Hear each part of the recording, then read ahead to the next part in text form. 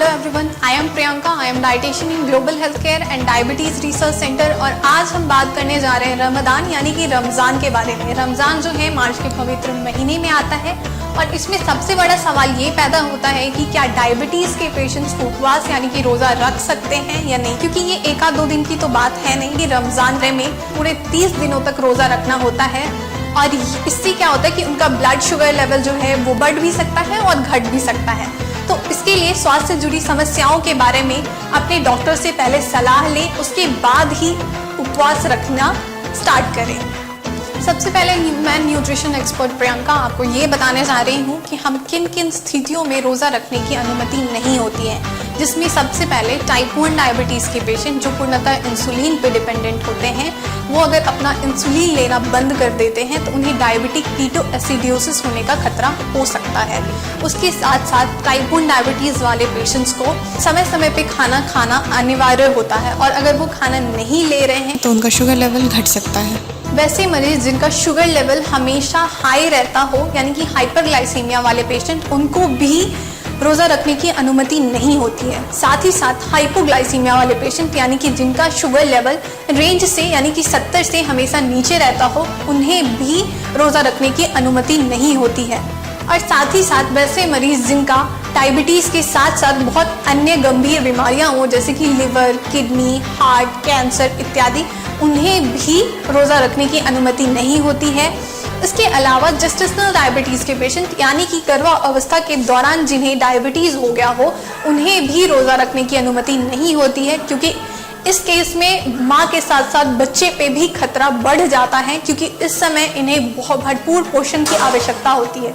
और अगर वो उपवास रखते हैं तो माँ के साथ साथ बच्चे को भी पोषण नहीं मिल पाता है, जिसकी वजह से खतरा बढ़ जाता है। टाइप 2 डायबिटीज़ के पेशेंट्स जिन्हें डायबिटीज़ के साथ साथ कोई अन्य बीमारी ना हो जैसे कि लिवर, किडनी, हार्ट, कैंसर इत्यादि, वो आसानी से रोज़ा रख सकते हैं, लेकिन अगर उनका शुगर लेवल कंट्रोल में रहता हो तभी वो रोज़ा रखेंगे।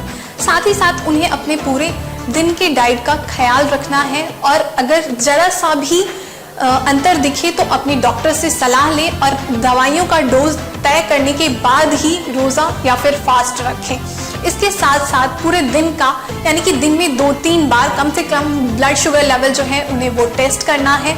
साथ ही साथ अपने इफ्तार और सहरी की डाइट का पूरा ध्यान रखना है। उसके साथ अपने खाने में जैसे कि ज़्यादा शरबत वगैरह या फिर तले भुने चीज़ और साथ साथ अपने रिपोर्ट्स का प्रॉपर ध्यान रखना है। अगर शुगर ज़रा सा भी फ्लक्चुएट कर रहा हो तो उसी टाइम आपको अपना फास्ट तोड़ देना है। अब हम बात करेंगे सहरी के बारे में, यानी कि आपको अगले दिन का रोज़ा शुरू करने से पहले यानी सहरी में भर पेट भोजन कर लेना चाहिए। साथ ही साथ पानी भी अच्छी तरीके से पी लेना चाहिए। आपको हाई फाइबर और लो ग्लाइसेमिक इंडेक्स वाला खाद्य पदार्थ चुनना है ताकि वो इजीली डाइजेस्ट ना हो और आपके पेट में लंबे समय तक रहे। और उसके साथ साथ जो है आपको अपने खाने पीने में डिटॉक्स ड्रिंक का ऐड करना है ताकि वो आपको पूरे दिन प्यास लगने से बचाए।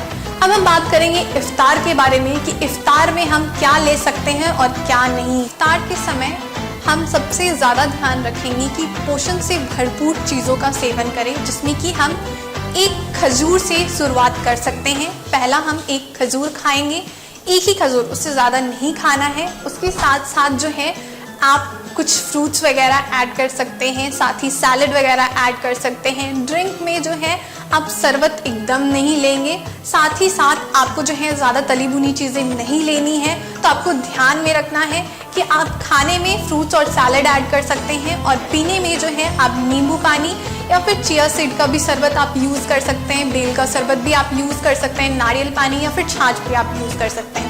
तो आप इन सारी चीज़ों को ध्यान में रखते हुए ही अपना फास्ट कंटिन्यू करेंगे।